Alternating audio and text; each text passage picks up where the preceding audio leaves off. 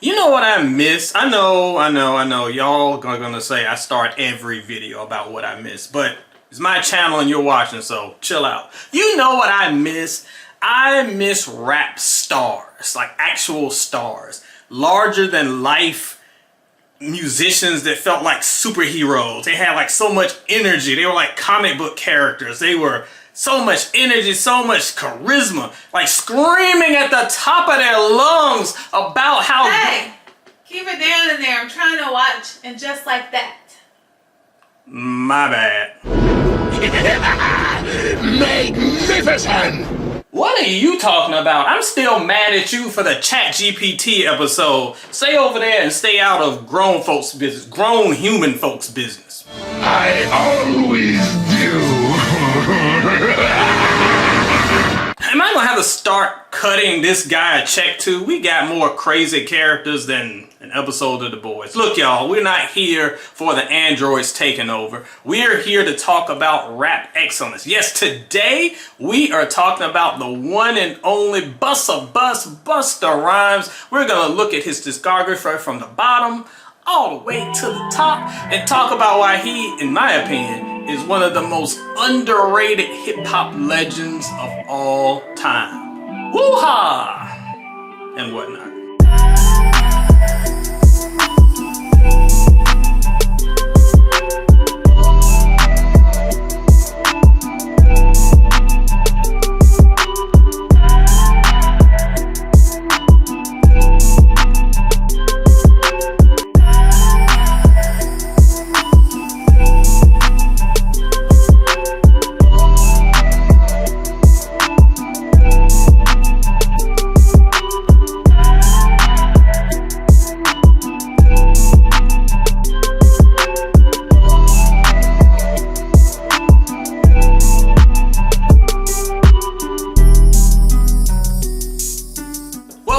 To another edition of the Soul and Stereo Sessions. I'm so happy to have you here with me on this fine summer day.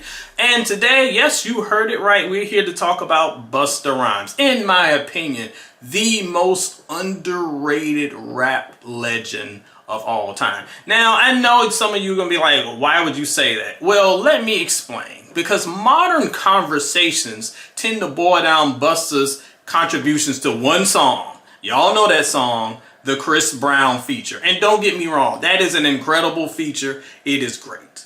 However, to boil down his contributions to hip-hop to that one verse, as dope as it is, that man was incredible way before that. His flow, incredible. His energy, incredible. The fashion that he brought to hip-hop, incredible. And let's talk about that album run too. As we'll talk about in this list, the first 3 albums, man, fire. And even if you get into album 4 and 5, he still had a great sense of momentum. And if you don't want to talk about albums, let's talk about the singles. Woo-ha, right there, a classic. Put your hands where my eye can see. Pass the Cavassier, Make It Clap, I Know What You Want, What's It Gonna Be with Janet? And of course, speaking of that song, some of the greatest music videos in history. So for I don't know why we continue to make this man a footnote when he has architected so much of what hip hop was in the 90s, from the outrageous videos to the importance of rap features to the energy and charisma, just making hip hop fun. Busta Bus did that better than very few others. Absolutely a legend of the game. So today we're going to celebrate that by looking back at his entire discography from bottom to top. Now, Busta has had a bunch of albums, y'all, and to keep this video from being like 3,000 hours, we're going to just stick to the solo LP. So no mixtapes, not going to do the Flip Mode album or Leaders of the New School stuff. Maybe we'll do that another time. But we're just sticking to the solo studio LPs right now. And trust me, he's got some bangers. Before we get started though, y'all know what it is. Make sure you leave a like on this video. Show me some love. Just a like, just a second of your time means so much to me. If you haven't already and you're watching this video, make sure you subscribe as well. Again, it costs you nothing, but you will be enriched in your future with all this music talk. And for those who are Busta's fans in your lives, make sure you hit the share button. Share the video with the people in your life. and put them on. So without further ado, let's get to it. The best and a little bit of the worst of Busta Rhymes.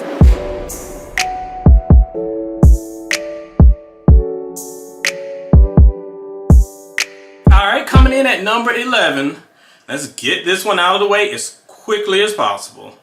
Blockbuster. Look, I ain't gonna spend much time on this album, y'all. It is, if you follow Soul and Stereo, the main site, I have said all I'm gonna say about this album, so I'm not gonna give y'all a bunch. But just quickly, you take a legendary artist, pair him with a bunch of young artists who do not match his style in an attempt to pander to young listeners who ain't gonna pay attention anyway. So-so production, just lazy all across the board for an artist known for like his lyrical dexterity and energy. Everything is just flat and tired. This is an uninspired mess. And I hate to say that for an artist who is known to innovate. That has always been what Busta Rhymes was. This is the opposite of this album. And what's crazier is we'll get to an album later on this list that shows how you do a comeback album way better than this one. The title was dope though. I do like the title. That was a dope title. Everything else, a gigantic miss. Next.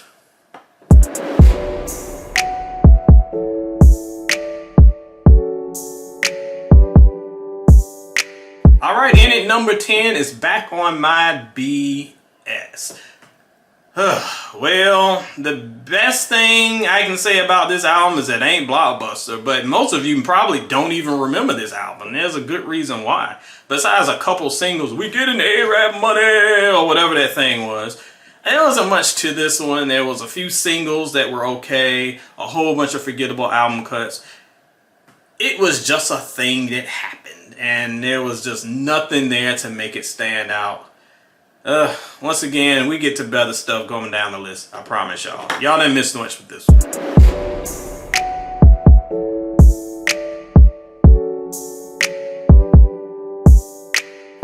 Alright, coming in at number 9 is It Ain't Safe No More. And some of y'all might have fond memories of this one. This was 2002. Busta was still doing this thing at this point, and it is home to a couple of very memorable singles. I'll make it clap. I'll make it clap. And of course the Mariah Carey feature that is like one of his biggest songs ever. So there are some memorable songs here, but again, just kind of like Back on My BS, there's just not much in between that will keep you coming back. Especially in this era of today where you can just pull up any song on your old Thundercat phone and just keep it going. There's really not a reason to revisit this album. So it was a little disappointing. I did like some of the Jay Dilla stuff that was included. Busta always shows love to his history. So that I like. Not a terrible album, but do not go out of your way to listen to this one. Just go listen to the singles and make it clap.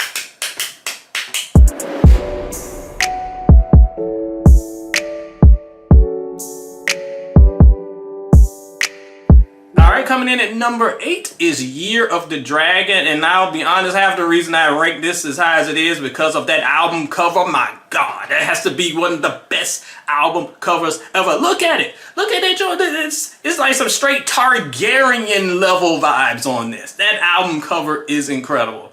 But besides that, I ain't really feeling that much stuff up here. Now, to be fair, there are some okay cuts on this, like,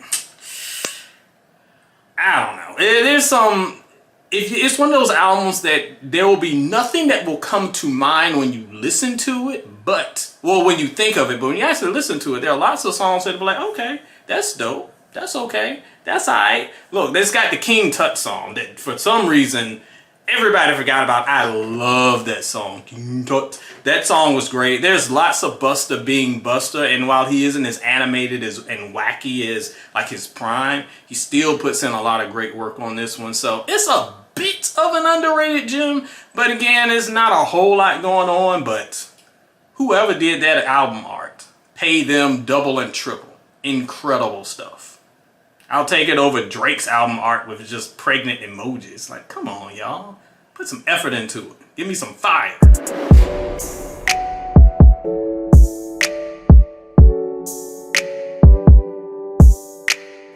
Alright, coming in at number 7 is Anarchy. Now, for some people, this album might be a little low on the list because this is from an era where Busta still had a lot of momentum. A lot of people are fans of this album. And it's not bad, but I was slightly disappointed with this one when it dropped. He had a very successful run at this point, and to me, this is the first album in that run that was just alright.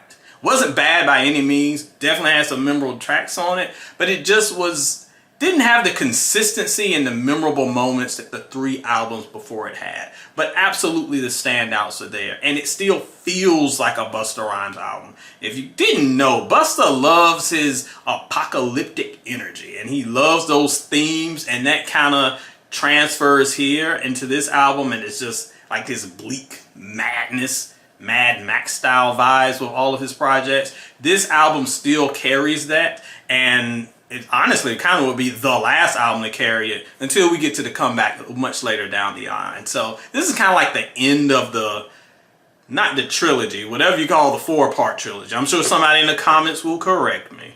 But of the 4-part series, this is where it ends with his kind of like the end of the world type stuff.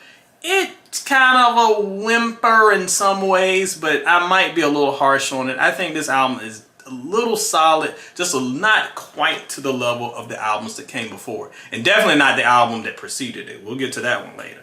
A decent listen. If you want to be a Busta completist, check out Anarchy, but it's not that much that you can really grasp.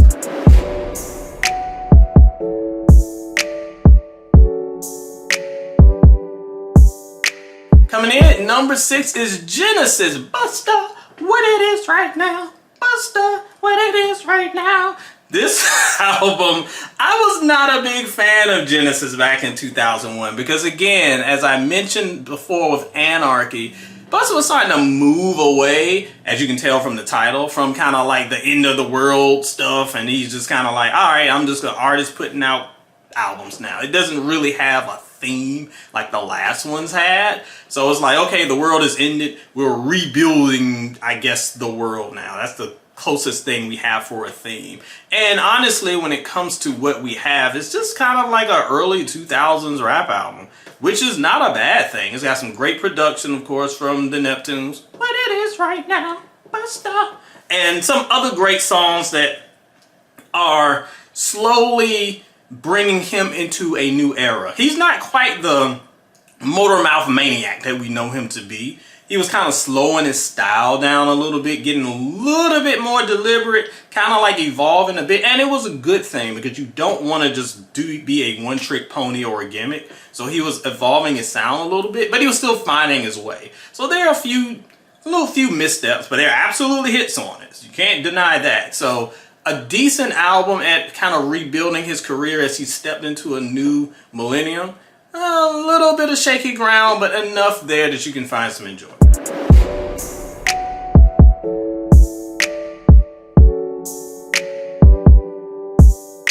Coming in at number 5, this album made me so happy, y'all. Extinction Level Event 2, The Wrath of God. This dropped in 2020, almost 10 years since his previous release had come out.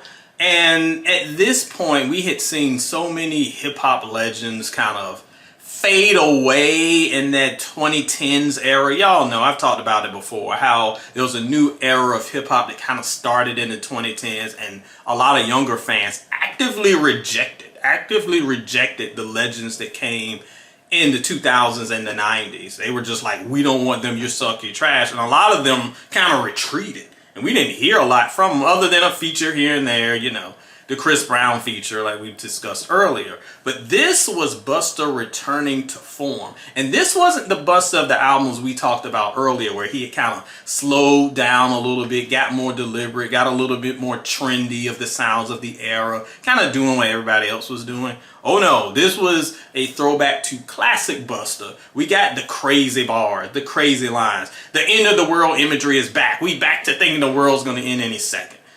The way things looking, he might not be wrong. But anyway, there was a way that he had recaptured the energy of the previous era. And to me, this is a great lesson for any hip-hop artist who is looking to revitalize their career. Because unlike the album we talked about earlier with Blockbuster, he wasn't pandering. He was not trying to do what everybody else was doing. He was doing his sound, except he had it rejuvenated and introducing it to a younger audience. There's a fine line between copy and pasting what everybody else is doing and doing you, but just doing it with a twist. And he was able to do that. And we see that from the best albums, the best comeback albums, whether it's Nas's King's Disease / Magic Run, or the album from LL Cool J, The Force, that just dropped. These are artists who recaptured the magic that they had of their glory days, but it was actually able to put a little bit of a modern spin on it with a feature or two here or there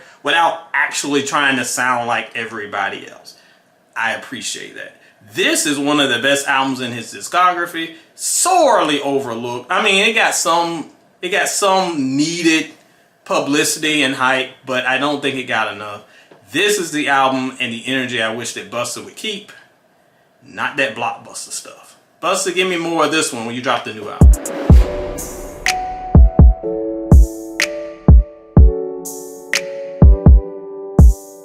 Coming in at number 4 is The Big Bang. In my opinion, the most underrated Busta Rhymes release. So in 2006, Busta was still around, but again, he was kind of more known as a features guy. He had the hits with Mariah and a few others in the early 2000s. But by 2006, he was kind of fading out a little bit. He was still around, but he wasn't as prominent as he was. This album recaptured the magic. A lot of the stuff that I talk about in ELE 2, you can see a lot of those elements here on The Big Bang. So he had some great production from Dre and a few others. He had a great song with Q-Tip, his boy, who those two have magic together going all the way back to the Scenario days. It was great to see him back on the record.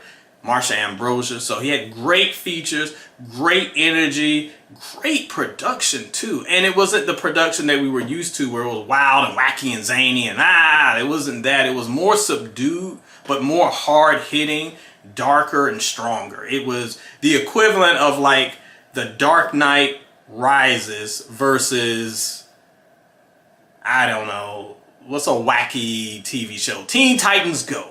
It's that big gap where you have this dark, gritty, moody, that's still good, versus wild and zany, and that's cool too, but you could see the gap and you could see the evolution of Busta as an artist.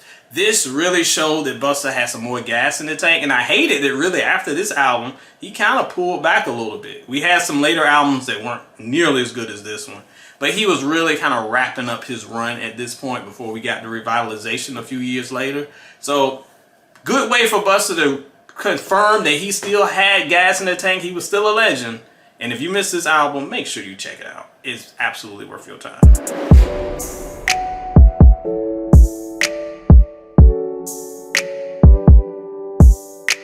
And at number 3 is When Disaster Strikes. From now on, and the rest of this list, I think a lot of hip-hop heads would probably switch around 1, 2, and 3 to their different tastes, because you could make an argument for all of them. I think number 1 is pretty obvious in my book, but that's just me. That's just me.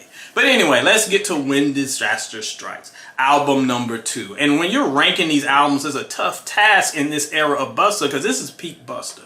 That man was on a tear. And when I think about what this album did to not just his career, but hip-hop in general, look, put your hands where my eyes could see maybe one of the best rap videos of all time. The Coming to America aesthetic, like the fisheye lens, everything that it's like almost like parodied now was so commonplace then. I remember watching that video so much because they played it so much.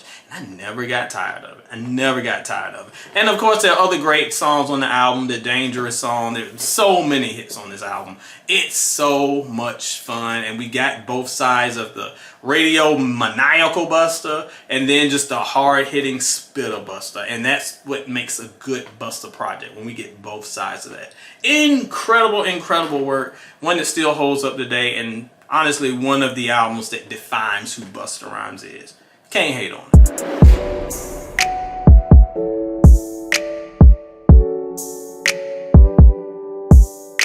Coming in at number 2 is The Coming. And then you know what they say about first impressions, player. And Busta made sure you remembered his name after this release. So Busta already had a bunch of momentum coming in because he was just so out of the box. You gotta remember what 1996 was. Whereas hip hop now is kind of embraced kind of like the wackiness at times.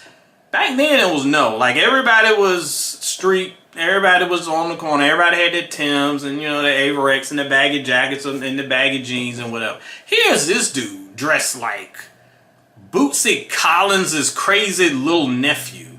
And he's just all over the place. But it was still so dope and still so hip-hop.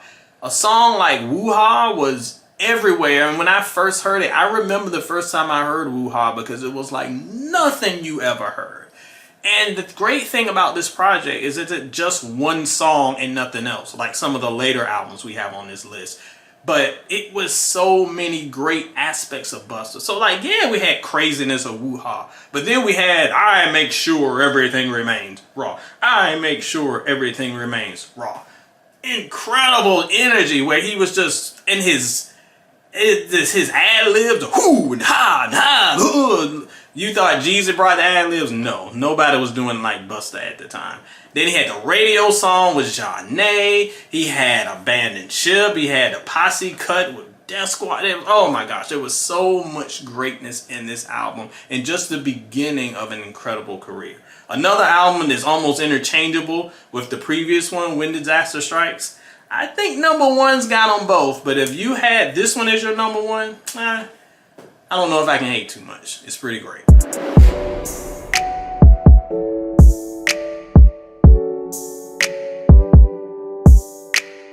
Coming in at number 1 is, to me, the quintessential Busta Rhymes project, Extinction Level Event, The Final World Front. Oh my gosh, look at that album cover. Look at that beauty. Just like horror. Just horror all before your eyes. I love this album cover and I love everything about this era of Busta. Because it is everything you want in Busta. You got the memorable tracks, the Give Me Some Mores, the What's It Gonna Be's, you got those hits. But then you just got so many other elements. You got the East Coast and West Coast elements still inserted within. Even when in 98 it was still kind of like a weird thing.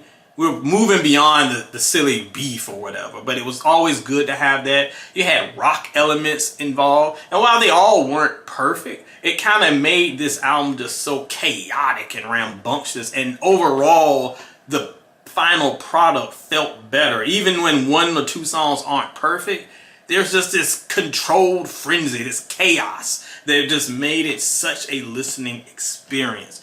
And of course, Busta is at his peak with these lightning fast raps. The energy is just off the charts. It's inexhaustible. The man's Energizer Bunny. He does not slow down.